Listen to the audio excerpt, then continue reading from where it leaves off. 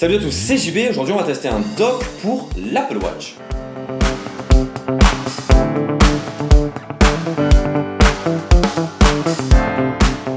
Alors l'Apple Watch est une montre, mais une montre particulière parce qu'il est nécessaire de la charger chaque soir. Vous avez la méthode basique et banale de la poser sur une table et de venir la charger, et la méthode de la mettre sur un dock et d'avoir quelque chose de plus joli, de plus précieux, de plus premium avec un dock donc qui va vous permettre de charger votre montre. Il y a beaucoup de marques qui proposent des docks et Griffin en fait partie avec ce Watch Stand.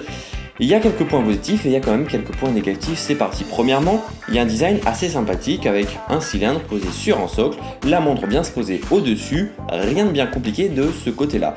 Le câble vient s'enrouler à l'intérieur dans un système très intuitif et très bien pensé qui permet de venir cacher le câble et tout simplement de venir bien maîtriser et bien maintenir la montre sur son socle en elle-même.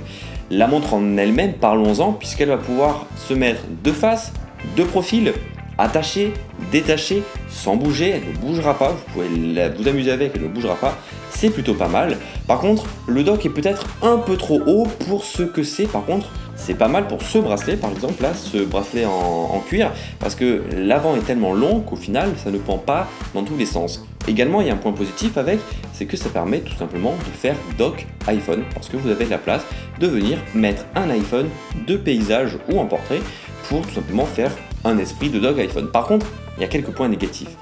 C'est du plastique, et donc c'est du plastique et ça ne va pas avec l'aluminium, l'acier, le cuir et le design réussi de l'iPhone. Donc ça fait un peu gâchis dans tout ce monde des très beaux matériaux. Donc moi personnellement je suis pas très fan de ce matériau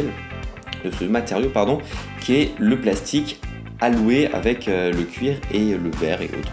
De plus, le système pour enrouler le câble à l'intérieur est très compliqué à mettre en place parce qu'il faut être au millimètre près pour que la structure, une fois que tout le câble est rentré dedans, rentre bien dans la seconde. Si vous avez fait un moindre petit écart de millimètre, la structure ne rentrera pas et vous devrez forcer pour rentrer tout ça, et je pense que c'est franchement pas le mieux de forcer pour essayer de faire fonctionner un dock qui se veut être en plastique et assez simple. Donc voilà, moi j'ai galéré pour le mettre en place, donc je pense que peut-être que vous aussi vous pouvez galérer pour le mettre en place.